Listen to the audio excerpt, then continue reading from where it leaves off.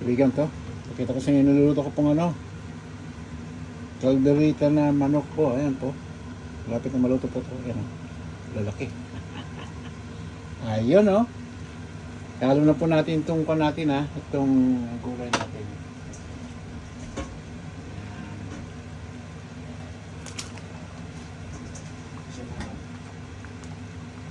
3 to 5 minutes din na po. Kaya kailangan natin lagay na kasi otherwise ma-overcook yung manok pag sila po naman po hindi maganda. Dito ba? Ayan. Ayan po, nakita nyo po. Ganda po nito. Ayan o. Ayan o. Lakasan ko na po yung apoy. Ayan. Kita nyo po, nag-release na yung sariling mantika ng manok. Tingnan sa gilid-gilid. Nakikita nyo po yan. Ayan o. Di po ba? Ganda? Simple lang naman itado po nito eh. May tomato sauce lang po yan. Tsaka obviously garlic, salt, pepper, konting oregano, konting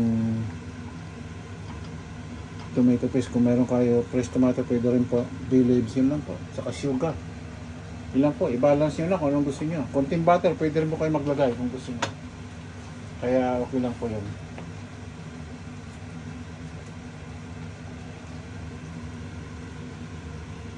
So, alaw na rin po natin ang ano. Ayan.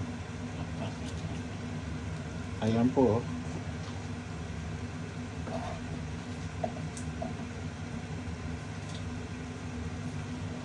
Ayan po. Ayan.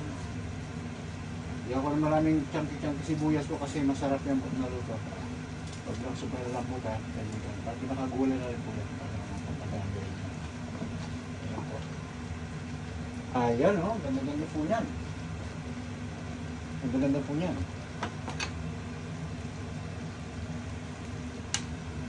Ayan.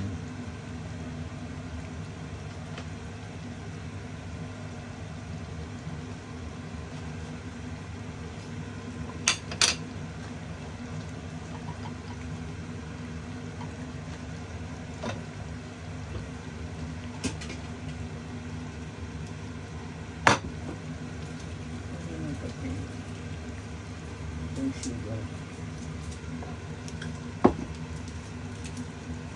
Ilagay po ako ng konting sugar para mabalance yung anghang tsaka ano. Yan, pinaka ano po eh, parang bitchin po ito eh. Pag alam nyo lang gamitin, parang bitchin na rin po yan. Ito pwede rin kayo maglagay ng bitchin kung gusto nyo po, depende sa inyo kung anong gusto nyo ilagay, sugar or bitchin, kakalo po yan. Hindi po ba?